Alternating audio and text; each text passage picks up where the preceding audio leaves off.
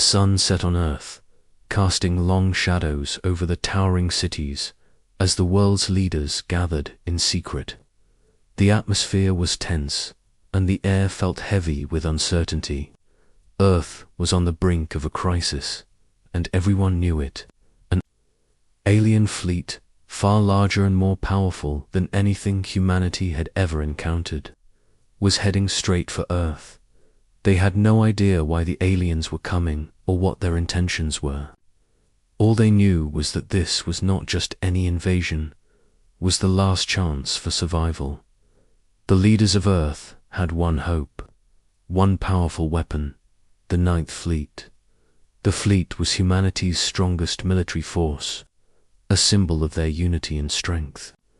It was made up of the finest ships and soldiers, capable of taking on any challenge. However, in the face of the overwhelming alien threat, even the Ninth Fleet's power seemed small. The alien force was vast, its ships massive and capable of destroying entire cities with a single strike. If Earth had any hope, it rested on the Ninth Fleet's shoulders. A message was sent to the fleet, one final, desperate plea for help. The message echoed across the stars, transmitted through every communication channel available. "This is Earth," the message began. "We are facing an invasion. The alien force is coming, and we are out of time. You are our last hope. You must return to Earth immediately and prepare for battle. This is our final ultimatum. Respond now, or face the consequences." The message was clear and direct. The fleet had to make a choice.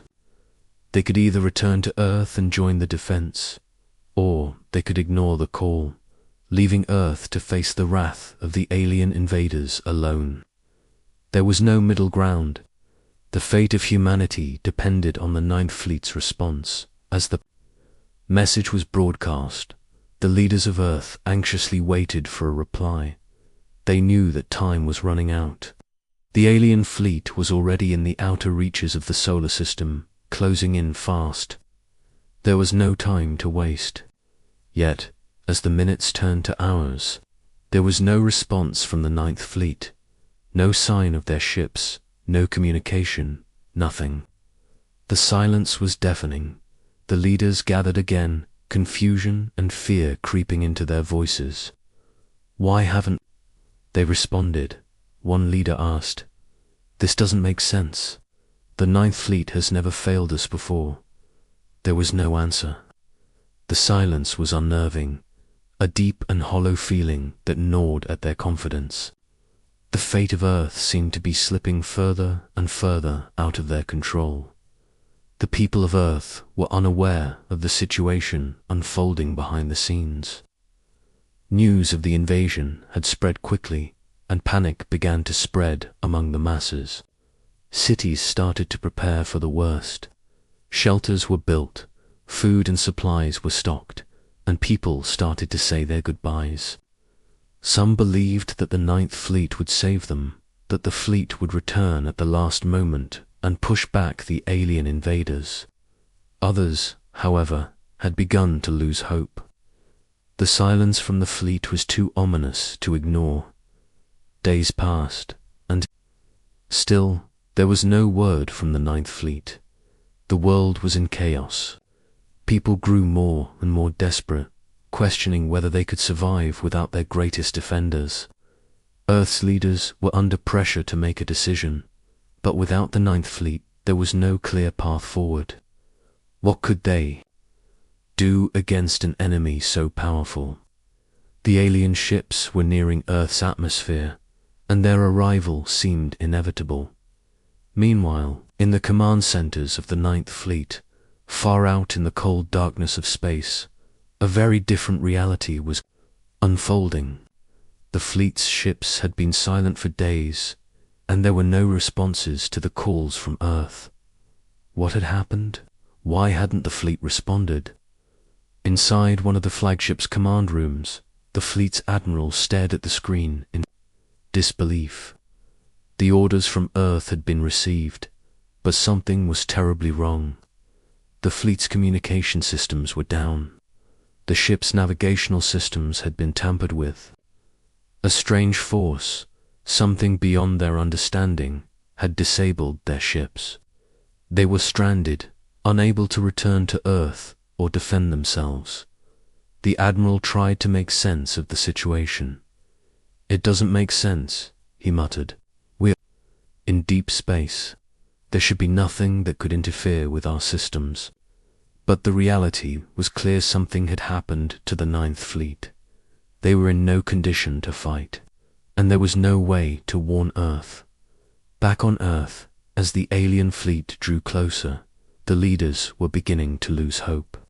The absence of the Ninth Fleet was like a shadow hanging over them. What were they supposed to do now? How could they stop an invasion without their most powerful defense? Every passing hour brought the aliens closer, and the people of Earth had no idea that their final hope had been shattered long before the first alien ship even reached the atmosphere. As the alien ships entered Earth's orbit, the situation became more desperate. The world's leaders were left with no choice but to prepare for the inevitable. The alien fleet was upon them, and Earth had no defense. The final message had been sent, but it had gone unanswered. The fate of Earth now rested on its people. Would humanity fight back, or would they fall to the invaders? The story had only just begun, and the greatest battle for Earth's survival was about to unfold. The suspense was at its peak, leaving the audience on edge, wondering how humanity would survive without their final defense, the Ninth Fleet. Days passed, and still there was no word from the Ninth Fleet. The people of Earth waited anxiously, clinging to hope as the alien force advanced ever closer. The alien ships were a terrifying sight, their massive, dark silhouettes looming over Earth's horizon like a storm about to break. There was no escaping them. No one knew what the aliens wanted, but their overwhelming power made one thing clear: were a threat unlike anything humanity had ever faced. In the control rooms of Earth's military, the silence from the Ninth Fleet was deafening. The commanders and generals who had once relied on the fleet's strength now sat in shock, unable to comprehend the complete absence of communication. No distress signals, no replies, nothing. The fleet had always been their greatest defense, and now it was as if it had vanished into thin air. "We cannot wait any longer," one of the leaders declared as they looked at the empty screens. "The aliens are here. We need a plan, and we need it now." The command center was filled with frantic activity. Teams of engineers scrambled to strengthen Earth's remaining defenses. Ships were prepared for battle, and weapon systems were activated. But deep down, every person in that room knew that they were no match for the invaders. Without the Ninth Fleet, their best chance at survival was slipping away. As the alien fleet began to break through the outer layers of Earth's defense perimeter, something even more chilling happened. A single, faint signal was detected. It was weak and fragmented, but it was undeniably from the Ninth Fleet. The message was barely audible, full of static and distortion. Only a few words were clear: "We're out of time." The transmission cut off abruptly, leaving more questions than answers. The leaders on Earth listened to the broken message in stunned silence. Was this a cry for help, or was it a final goodbye from the fleet? Why hadn't they responded earlier? What had happened to them? The people of Earth were now facing an even darker truth. Their last hope had been shattered in ways they couldn't understand. Back in space, the Ninth Fleet's fleet admiral struggled with the impossible choices in front of him. The situation was growing desperate. The alien force was unlike anything they had encountered before. Their ships were powerful, capable of destroying entire fleets with a single strike. The Ninth Fleet had attempted to fight back, but the alien ships were far too advanced. One by one, the fleet's vessels were being torn apart in deep space, unable to defend themselves against the overwhelming force of their enemies. The admiral's face was etched with pain as he watched the destruction unfold. He had never imagined that the Ninth Fleet, the pride of humanity's military might, would be reduced to this. His people, his crew, many of them, had already given their lives, trying to protect humanity's future. But despite their best efforts, the fleet was failing, and their time was running out. "We can't hold on much longer," the admiral whispered to his second-in-command, who stood at his side, equally defeated. "The enemy is too powerful. We never stood a chance." The situation was dire. There was no escape. The alien ships were surrounding them, cutting off any hope of retreat. Even if they could somehow find a way back to Earth, it would be too late. The invasion would have already begun, and humanity would have no defense. The Ninth Fleet, the very force that was supposed to protect Earth, had been doomed from the start. Back on Earth, the situation was no better. The alien ships were now in Earth's orbit, their shadow casting over cities below. Panic gripped the population. People were preparing for the worst. Evacuations were underway, but there was nowhere safe. Earth had never faced a threat like this. The military tried to launch counterattacks, but the alien ships simply swatted them away like flies. It was clear that the invaders were unstoppable. The Earth's leaders, now realizing the full scale of the disaster, gathered once more. Their faces were grim as they discussed their last hope. A small group of elite soldiers would make a desperate attempt to reach the alien fleet and find a way to stop them. It was a suicide mission, but it was the only option left. Time was running out, and Earth needed a miracle. "We have to believe that there is a way," one of the leaders said, his voice tinged with desperation. "We have to do whatever it takes to save Earth, even if it means sacrificing everything." As they prepared for the final push, a strange, unsettling thought echoed in the back of their minds. What if the Ninth Fleet had never been able to answer Earth's call? What if they had been too far gone, lost in space, unable to make it back in time to stop the invasion? No one knew for sure, but one thing was certain. The fate of humanity now rested on the shoulders of a small, brave group of soldiers. If they could not find a way to stop the aliens, then Earth would fall, and all hope would be lost. As the alien ships continued their descent toward Earth, the tension grew unbearable. The world held its breath, waiting for the next move in this deadly game of survival.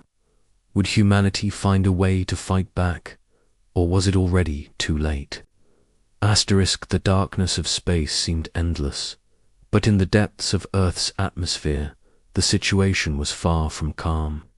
The invasion was no longer just a distant threat, it was real, it was here, and humanity was powerless to stop it.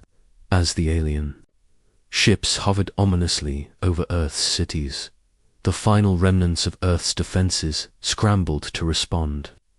People fled to the shelters, uncertain of whether they would survive the night. Yet, in the midst of chaos and despair, something unexpected happened. A signaler, faint, distorted transmission was detected. It came from deep space, far beyond the reaches of Earth's atmosphere. It was weak, broken, and barely recognizable, but it was there. The signal seemed to pulse with desperation, as if it carried the weight of countless lives. It was unlike any other transmission Earth had ever received. No one knew what it was, but they knew it was important. It wasn't just a random piece of static. There was a message hidden within it, a message they had to decipher. Is it from the Ninth Fleet? One of the scientists asked, eyes wide with disbelief as the transmission crackled through the speakers. The team of engineers and military experts gathered around the monitor, their faces pale. It's possible, the lead technician said, shaking, his head in disbelief. But why is it so distorted? Why is it so faint? The signal, barely audible and full of static, had one distinct feature. It carried the unmistakable identifier of the Ninth Fleet. It had to be them. But the words within the transmission were distorted, almost like they were trying to scream for help, but couldn't.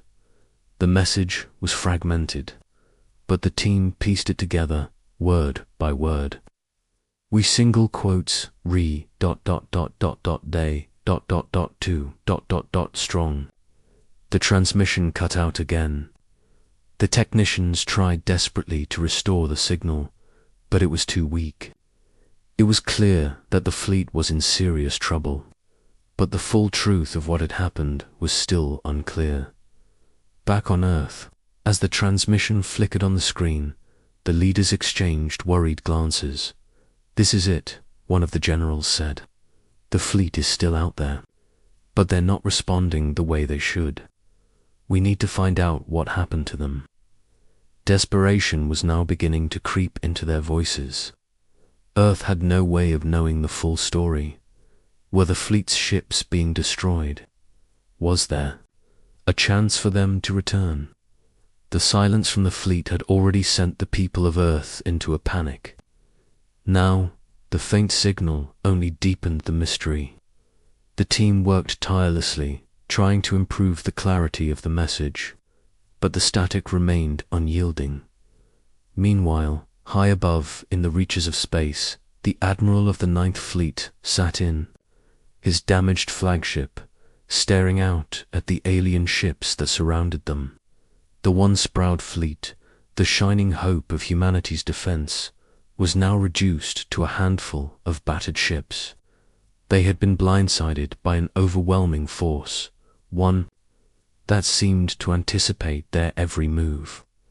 No matter how hard they fought back, they were being destroyed.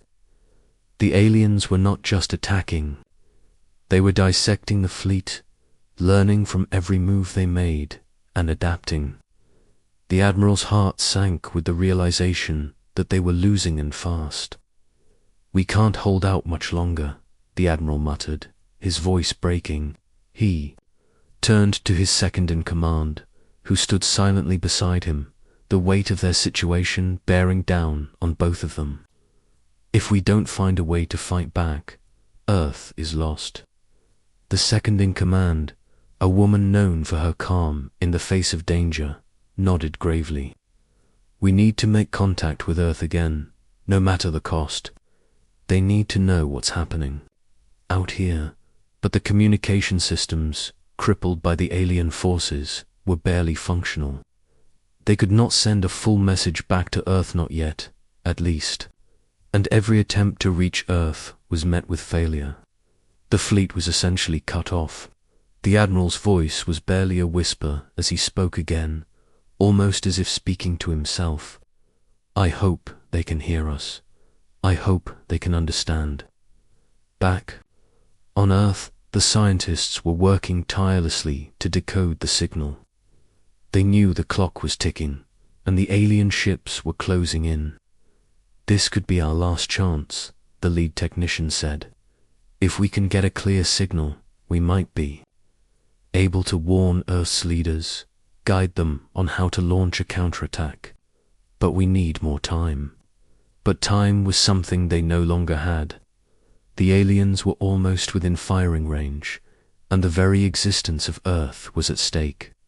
The signal had to be decoded quickly, or the chance would be lost forever. Every passing minute only made the alien fleet seem closer, more inevitable. Then, just as the scientists began to fear that they might never piece the message together, something extraordinary happened. The signal became clearer, almost as if the fleet had made one final, desperate push to break through the static. A single phrase emerged from the noise, ringing loud and clear in the control room. "We are coming." It wasn't much, but it was enough. The Ninth Fleet was still out there. They were still fighting, and there was a chance, however slim, that they could turn the tide. But the question remained, would it be too late? The message filled the room with a renewed sense of urgency. The Admiral's last plea had been heard. Now, humanity had to act quickly before it was too late. The invasion had only just begun, and Earth's fate rested on the hope that the Ninth Fleet could somehow, against all odds, make it back in time to save them. As the alien ships loomed ever closer, the question on everyone's mind was the same. Would the Ninth Fleet truly come to Earth's rescue, or had it already been too late? The air was thick with tension as the alien ships continued their descent toward Earth. Each passing hour seemed like an eternity, and the leaders of Earth were running out of options. The military had put up a valiant effort, but it was clear that they were fighting a battle they could not win. The alien fleet was overwhelming in its sheer size and firepower. There was no strategy, no weapon that could stop them. Earth's defenses were nothing more than a futile resistance. But just as despair began to settle over the people, a new development unfolded. A breakthrough, something they had never anticipated. Deep space sensors picked up another transmission, one that was far stronger than the previous signals. The fragmented message from the Ninth Fleet, though distorted, had been the spark of hope that Earth needed. Now, that hope seemed to be realized as the signal became clearer, the distortion slowly giving way to something much more terrifying. The message was unmistakably from the Ninth Fleet, but what it revealed sent shockwaves through the entire command center. As the final words began to form, a haunting truth emerged. "Flee, we, betrayed, outnumbered." The words were chilling. Earth had been waiting for the Ninth Fleet to return, to come to their aid. But what the fleet was revealing was far worse than anyone could have imagined.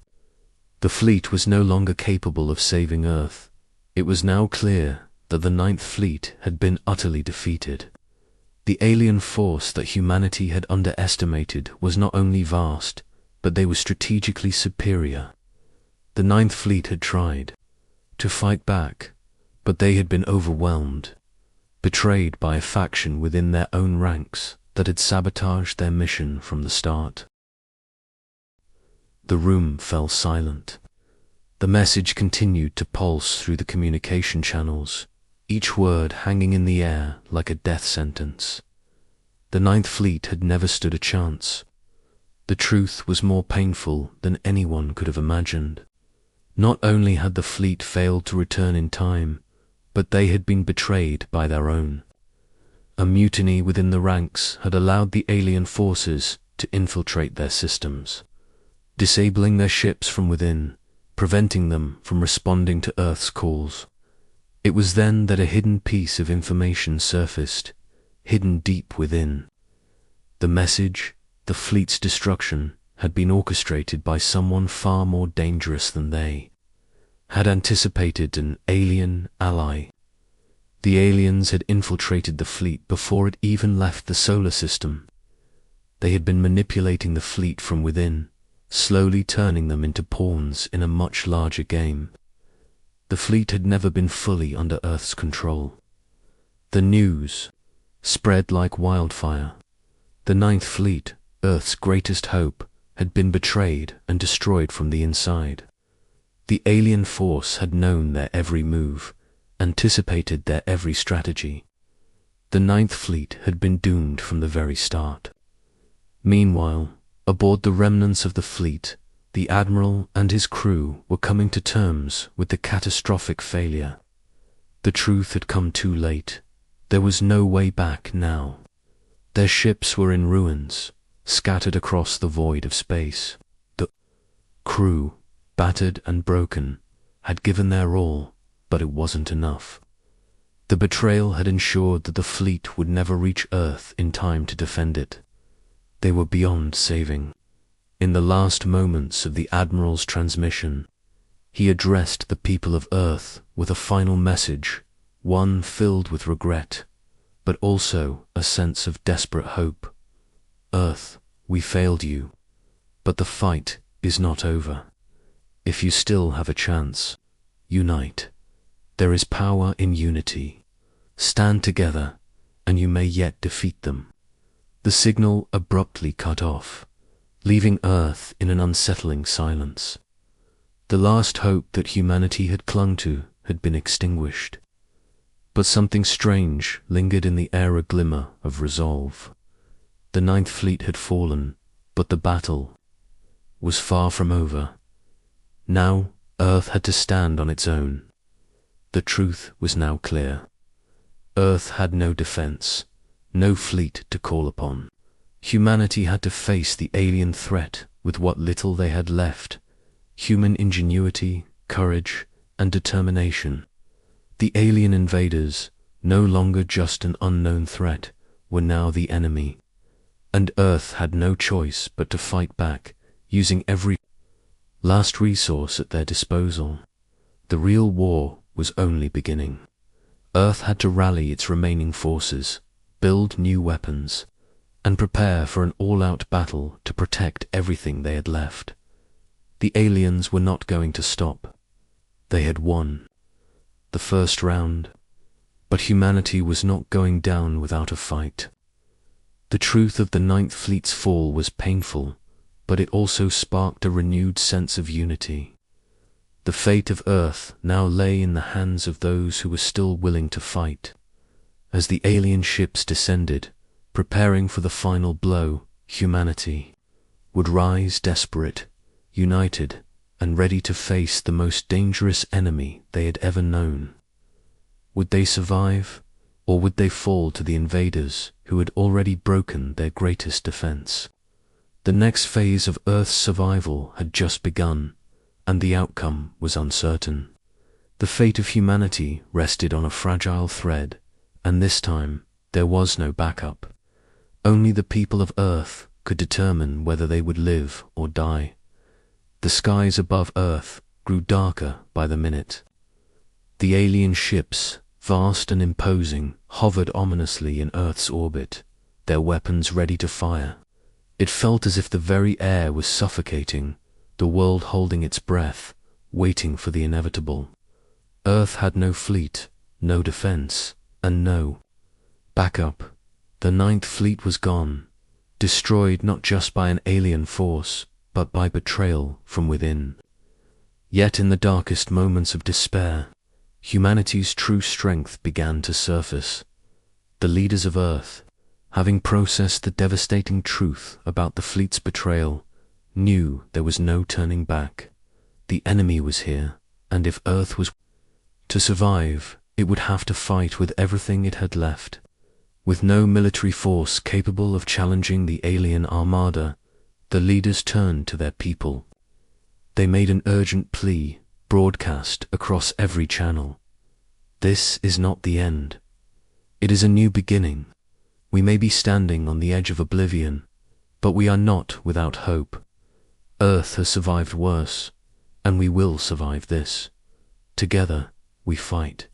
Across the globe, a ripple of defiance spread. People gathered in cities, villages, and underground bunkers, united by a common goal: to fight back. They weren't soldiers, they weren't trained for combat, but they were human. And that, in the face of such overwhelming odds, was enough. It started small local militias formed, using whatever weapons they could find. Farmers and scientists, teachers and builders, all took up arms. Earth's greatest strength wasn't in its technology or military might, it was in the willpower of its people. They had seen what had happened to the Ninth Fleet, and they refused to accept that they would go down without a fight. The alien invaders may have been capable of destroying cities and fleets, but they had underestimated humanity's will to survive. The first wave of Earth's response came not in the form of advanced weaponry, but in something far more fundamental: unity. Every country, every person who could fight, began to contribute. Old war machines were reactivated, modified to be used by civilians. Makeshift weapons were crafted in the shadows. The world had shifted from panic to resolve, and with every passing hour Earth's resistance grew stronger.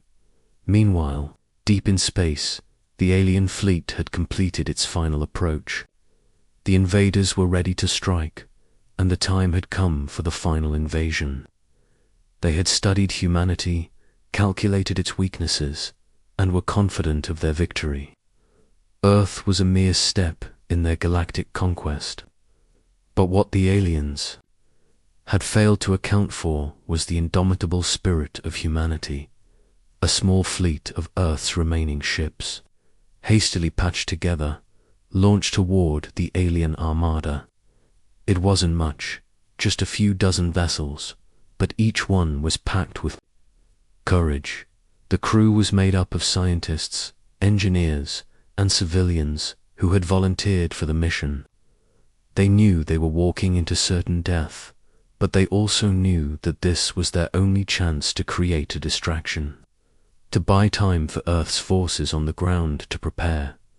As the Earth fleet approached, the alien ships shifted into a defensive formation, their weapons powered up, ready to unleash destruction. Yet Earth's ships, in their unrefined glory, launched a barrage of old artillery, firebombs, and improvised rockets. It was an act of desperation, but it was a symbol of humanity's resistance, a small spark against a powerful storm. To the alien surprise, Earth's vessels caused minor damage to a few of their outer defenses. It wasn't enough to stop them, but it was enough to make them pause. For the first time, they realized that humanity was not simply surrendering. Despite all odds, Earth had decided to fight back. Back on Earth, the people had rallied behind their cause. Every man, woman, and child who could contribute had done so. It wasn't just the military or the government, it was the people. Schools were turned into command centers, research labs were filled with weapon designs, and makeshift armor was constructed from the scraps of old machinery.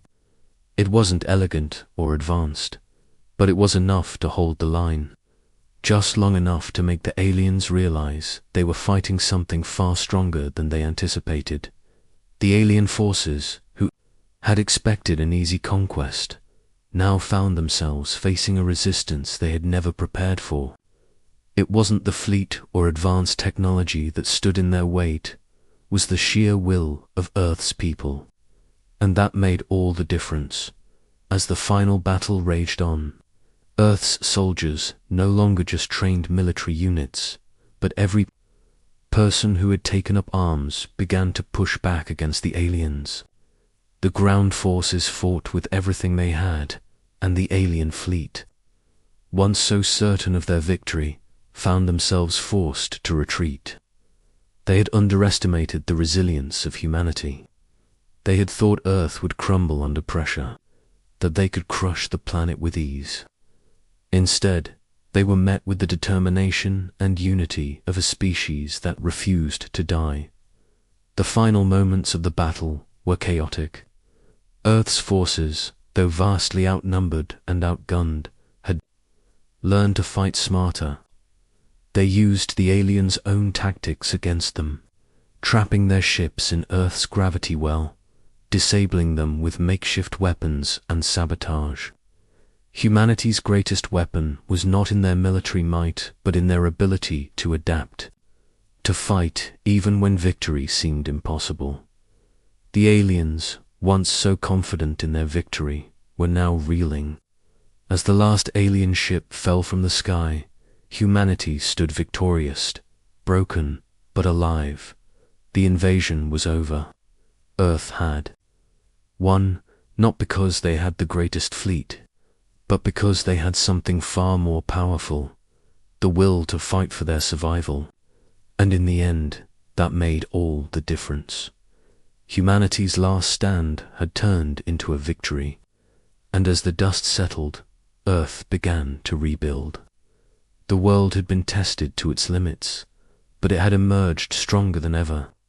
The battle had been won, but the true lesson was this: no matter how great the enemy, humanity's resolve would always be their greatest weapon. The story of Earth's survival would become a legend, a reminder to all that as long as humanity had hope, they would never truly be defeated.